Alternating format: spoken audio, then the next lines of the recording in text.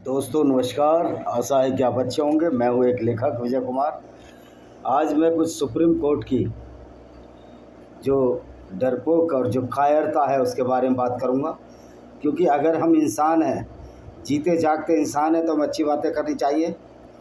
जो नुपुर शर्मा ने जो बोला था वो वही बोला था जो कि सही मुस्लिम और सही बुखारी हदीसों में लिखा है कि मोहम्मद ने 6 साल की उम्र में 51 साल की उम्र में 6 साल की आयशा से शादी की और 9 साल की उम्र में उसको कंजुमेट किया। उस पर नुपुर शर्मा को ही सुप्रीम कोर्ट में धमकाया। ये सुप्रीम कोर्ट की दादागिरी है। किस लिए धमकाया? कि वो डर गए, जिहादियों से डर गए। तो दोस्तों क्या वजह है कि आज एक जिहादी से पूरी दुनिया डर जाती है और आप लोग उनकी गुंडागर्दी को बर्दाश्त करते रहते हैं? उसकी वजह है कि उनका एक टारगेट है कि हमें पूरी दुनिया में इस्लाम फैलाना। उनका एक मोटो है कि लोगों को कत्ल करना है। जो हमारे पैगंबर की सच्चाई को बताएगा, हमारे पैगंबर की असलियत को खोलेगा। और जजों को भी डर लगता है, उनके भी बाल बच्चे हैं। तो फिर कैसे जुडिशरी ये बिल्कुल इसके ऊपर आँख बंद करके हम वो कर लें? या तो ये कानून बन जाना चाहिए कि जितने भी जज जाएंगे वो कॉलेजियम सिस्टम से नहीं आएंगे, जो कि सो कॉल्ड झूठे सेकुलर पार्टी, चाहे कांग्रेस हो जो कि एंटी हिंदू है, उनके लोग हैं, उनके चट्टे पट्टे बैठे हुए हैं जुडिशियल हायर जुडिशरी में, जो हाई कोर्ट और सुप्रीम कोर्ट में। तो फिर ये शर्त होना चाहिए कि जो जज बनेगा वो वही जज बनेगा जिसके बाल बच्चे नहीं होंगे, जो देश के हित में होगा और जो कॉलेजियम से ना चुनकर, ये नकली जज पनी से ना चुनकर सही सिस्टम से आएगा, एग्ज़ाम पास करेगा। तो फिर नुपुर शर्मा को डरा दिया इसने, सुप्रीम कोर्ट ने उसी को धमका दिया। ये गुंडागर्दी नहीं चलने देंगे हम। सुप्रीम कोर्ट की गुंडागर्दी चलने नहीं देंगे। दूसरा, जब वसीम रिजवी ने जो कुरान की आयतों की जो 24 या 26 आयतों पर जो कि गैर मुस्लिमों के खिलाफ है, उसके ऊपर उन पर ही जुर्माना लगा दिया। उनको जुर्माना देना नहीं था और ये हमारी कमजोरी रही। ये सुप्रीम कोर्ट की हैसियत और औकात क्या है? अगर 1 करोड़ लोग जेल भरो आंदोलन चला देते, ये सुप्रीम कोर्ट के जो जज हैं, जो बिकाऊ जज और लालची जज, जो नकली कॉलेजियम के सिस्टम से आते हैं। आज देखिए ये कौन सा जज जो रिटायर हुआ है अभी, जो महाराष्ट्र का है, चंद्रचूड़, वो कमरा खाली नहीं कर रहा है, बंगला खाली नहीं कर रहा है। यानी कि हराम के पैसे पर गवर्नमेंट इनको प्रोटेक्शन देती है। एक सिपाही भी आता है, वो सिलेक्शन होकर आता है, एक चपरासी का भी सिलेक्शन होता है, और ये हमारे खून पसीने की कमाई पर ऐश उड़ाते हैं। ये निकट्टू नाकारा जज जो सुप्रीम कोर्ट और हाई कोर्ट में राजनेताओं की साठगांठ से चुने जाते हैं, इसको बंद करने के लिए मोदी जी ने कदम उठाए। अगर सरकार में तो बड़ी पावर है, वो कुछ भी कर सकती है, लेकिन करने की मंशा हो तब ना, क्योंकि फ़ायदे इनके भी अपने होते हैं। तो आज उन्हीं जज्जों के ऊपर एक कटाक्ष, और फिर बाद में मैं वो सच्चाई मोहम्मद की बताने जा रहा हूँ, जिस पर नुपुर शर्मा गाली पड़ी। बुलाए हमें सुप्रीम कोर्ट, हमें डर नहीं। सुप्रीम कोर्ट के जज को जवाब देंगे कि तुम इसलिए जज बने हो जो झूठ को पालित पोषित करते रहो, और नुपुर शर्मा ने सच बोला तो उसको धमका दो। वो बेचारी धमक गई, हम धमकने वाले नहीं हैं। हमारी ऐसी कोई मजबूरी नहीं है, ना राजनीतिक महत्वाकांक्षा है। हमारे साथ बहुत सारे लोगों का आशीर्वाद है और निश्चित तौर पर यह आशीर्वाद हमें मिलता रहेगा। तो मैं हूँ विजय कुमार पाल, एक लेखक। 10 किताबें आ चुकी हैं, 11वीं और 12वीं अभी बहुत जल्दी पब्लिश हो जाएंगी। तो देखिए ये क्या है, संविधान की बेबसी, ये मैंने खुद लिखी है भाई। नकली जज्जों के सामने बेबस नज़र आता है। जज्जों की बेबसी, इनको कॉलेजियम नज़र आता है। कॉलेजियम वो है जिसमें ना सिलेक्शन है ना इलेक्शन है, अपनी मर्जी से ही जज चुन लेते हैं। ये इस्लाम इनको रात में भी डराता है, तभी तो सुप्रीम कोर्ट नुपुर शर्मा को धमकाता है और वसीम रिजवी पर फाइन लगाता है, जबकि दोनों ने ही सत्य बोला। पर यहाँ उच्चतम न्यायालय में उच्चतम न्यायालय तो सच को दबाता है, फिर भी हमारा भारत महान कहलाता है। तो आज हम मोहम्मद की एक उसी क्रूरता का वर्णन करेंगे जो कि मोहम्मद ने एक औरत को फिर कत्ल कराया, जिसका नाम था उम्म किरफा। वो बनु फजारा कबीले की थी।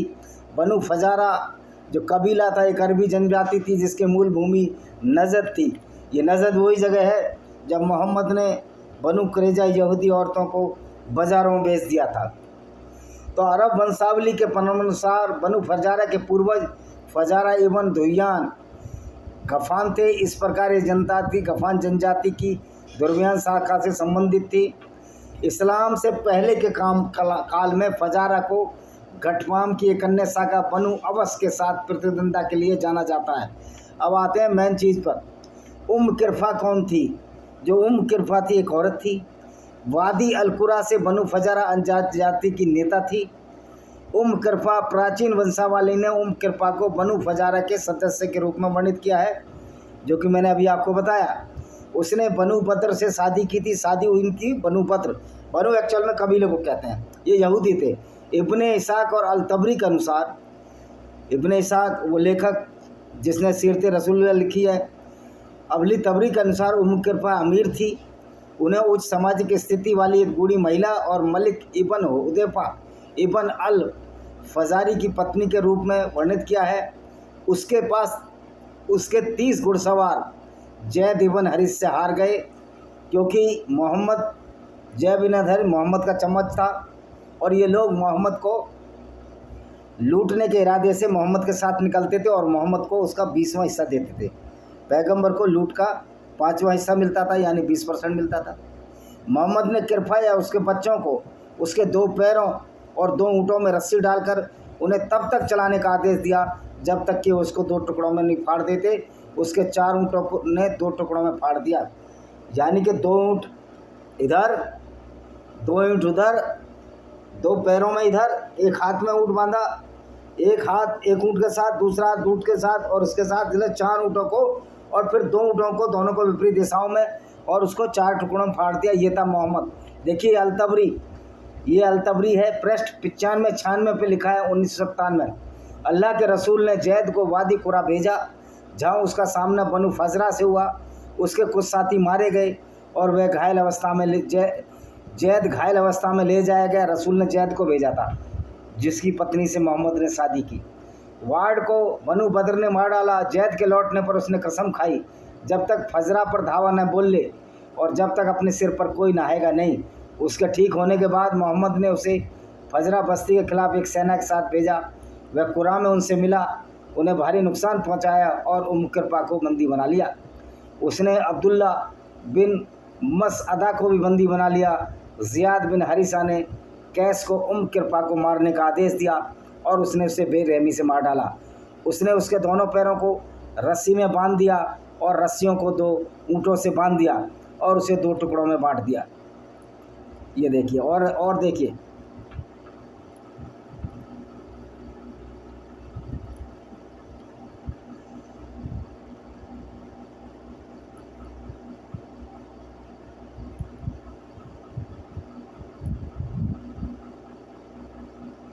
और देखिए ये मोहम्मद क्या कहता था, अल्लाह के नाम पर और अल्लाह के मार्ग में लड़ो।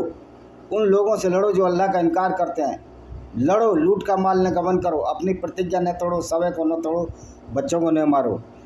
लेकिन मोहम्मद से जब ये पूछा गया कि बच्चे भी आ जाते हैं, ये भी हदीस है, तो उनको मारें, उन्होंने कहा मोहम्मद ने मारो मारो, ये भी उन्हीं में से होते हैं।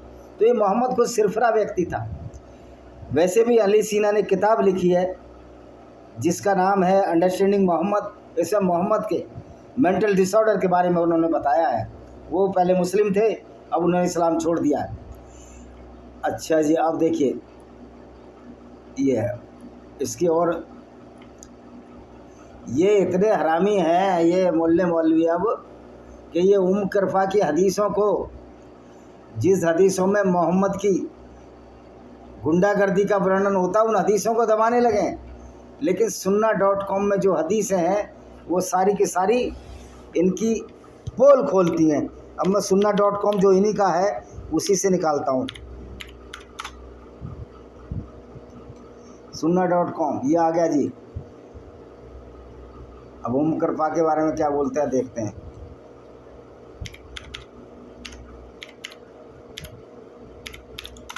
उम्म कृपा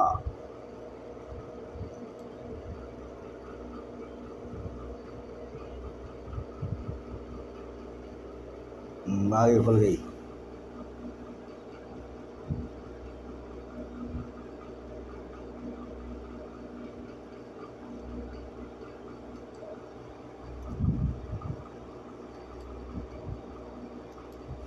रुको यार, खोलते हैं अभी, रुक जाइए। आ गया भाई।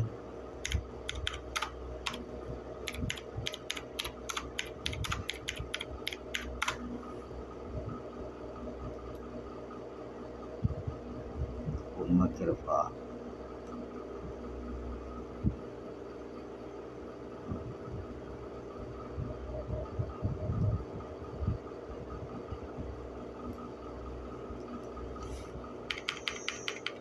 हाँ हाँ, उम्म कृपा यही तो मीन थी हमारी।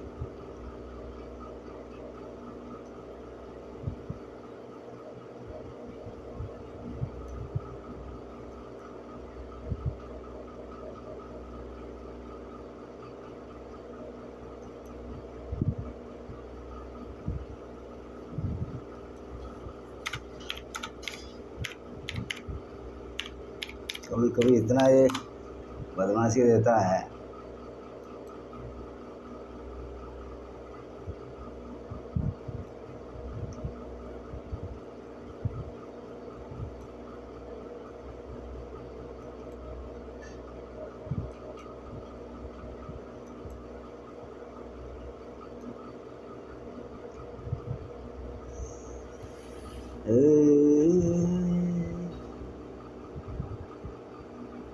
उम्म कृपा के नाम पर मैंने पूरी हदीस देखी है यार। पूरी रुक जाओ।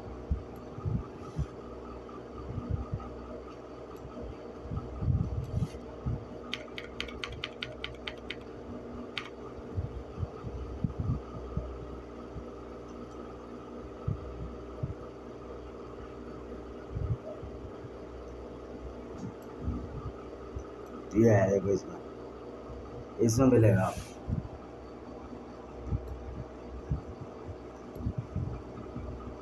बड़े आरामी लोग हैं।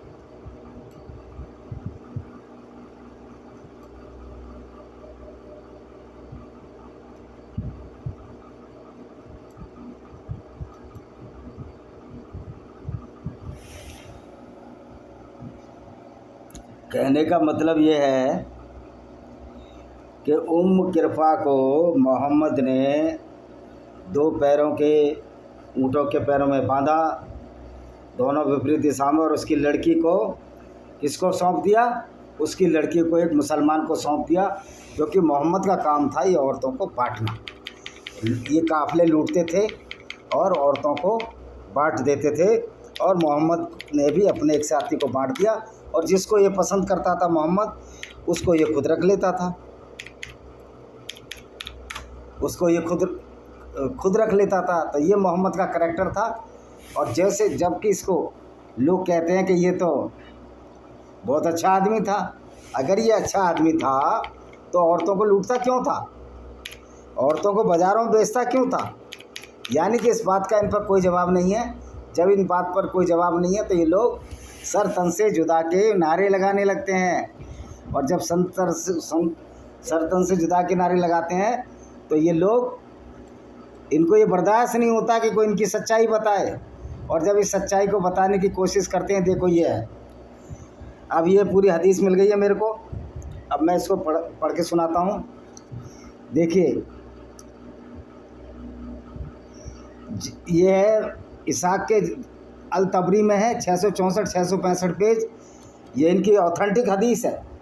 जैद ने वादी अल कुर्रा पर भी हमला किया, जहाँ उसकी मुलाकात बनु फजारा कबीले से हुई। उनके कुछ साथी मारे गए, वह खुद घायलों को मैदान में ले गया।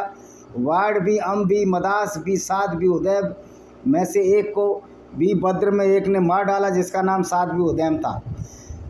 जब जैद आया तो उसने कसम खाई, जब वह भी फजारा पर हमला नहीं कर लेता, यानी बना फजारा पर हमला नहीं कर लेता, तब तक वह वजू नहीं करेगा। और जब वह अपने घावों से ठीक हो गया तो रसूल ने उसे एक सेना के साथ उनके खिलाफ भेजा। उसने वादी अल कुरा में उनसे युद्ध किया, उनमें से कुछ को मार डाला। कैस भी अल मुसर अल यमरी ने मजदा भी, हकामा भी, मलिक भी, हुदैफा भी, बद्र को मार डाला और किरपा फातिमा को बंदी बना लिया। वह बहुत बूढ़ी महिला थी। मालिक की पत्नी, उसकी बेटी और अब्दुल्ला भी मजदा को भी बंदी बनाया गया। अब क्या कहते हैं, और देखिए ये है हदीस अल-तबरी। अल्लाह के रसूल ने जैद को वादी कुरा भेजा, जहाँ उसका सामना बनु फजरा से हुआ। उसके कुछ साथी मारे गए, जैद घायल अवस्था में ले जाया गया। वार्ड को बनु बद्र ने मार डाला। जैद के लौटने पर उसने कसम खाई, जब तक वह फजरा पर यानी बनु फजरा पर धावा, कबीले पर धावा ना बोलते, यहूदी कबीला था, तब तक वह अपने सिर पर नहाएगा नहीं। उसके ठीक होने के बाद मोहम्मद ने उसे फजरा बस्ती के खिलाफ एक सेना के साथ भेजा। वह कुरा में उनसे मिला, उन्हें भारी नुकसान पहुंचाया और किरफा जो एक बूढ़ी औरत को बंदी बना लिया। उसने की एक बेटी और अब्दुल्ला बिन मसदा को भी बंदी बना लिया। ज़्यादा बिन हरिस ने कैस को को यानी करफा मतलब माँ को मारने का आदेश दिया और उसे बेरहमी से मार डाला। उसने दोनों पैर रस्सी से बांध दिए और रस्सियों को 2 ऊँटों से बांध दिया और उन्हें उसे 2 टुकड़ों में बांट दिया। ये है अल-तबरी का इतिहास। ये बड़ी ऑथेंटिक हदीस है। अब अगली देखिए, अब ये कौन सी है, इब्न इसाक। फिर वे किरपा की बेटी और मसादा के बेटों को रसूल के पास ले गए। किरपा की एक बेटी भी थी। किरपा की बेटी सलमा बिन अम्र बिन अल अक्खा की थी, जिन्होंने उसे ले लिया था। वह अपने लोगों के बीच एक सम्मानजनक स्थान रखती थी और अरब लोग कहते थे, अगर तुम किरपा से ज़्यादा शक्तिशाली होते तो तुम इससे ज़्यादा कुछ नहीं कर सकते थे। सलमा ने रसूल से उसे लेने की इजाज़त मांगी और उन्होंने उसे दे दिया बेटी सलमा को तो और फिर उसे अपने चाचा हजन बिन अबू बहद को भेंट किया और उससे अब्दुल रहमान बिन हजन पैदा हुए। तो इस तरह औरतों को ही मोहम्मद बांटता था। इब्न इसाक के अनुसार किरपा अपने लोगों के बीच एक स्थान रखती थी। अरबों ने उसके बारे में कहा कि किरपा से अधिक शक्तिशाली कोई भी पुरुष या महिला कुछ नहीं कर सकती है। इस प्रकार वह शायद मोहम्मद की पत्नी खदीजा बिन खुवैलिद के सामाजिक दर्जे के बराबर थी। बाद में किरपा का सिर काट दिया गया और उसका सिर मदीना लाया गया और उसके वध के परिणाम के रूप में मोहम्मद को प्रस्तुत किया। तो मोहम्मद इतना क्रूर अत्याचारी था, उसको 2 टुकड़ों में सिरवा दिया, फिर सिर काट कर ले आया जाएगा। तो इस्लाम में सिर काट के लाने की प्रथा जब से शुरू हुई।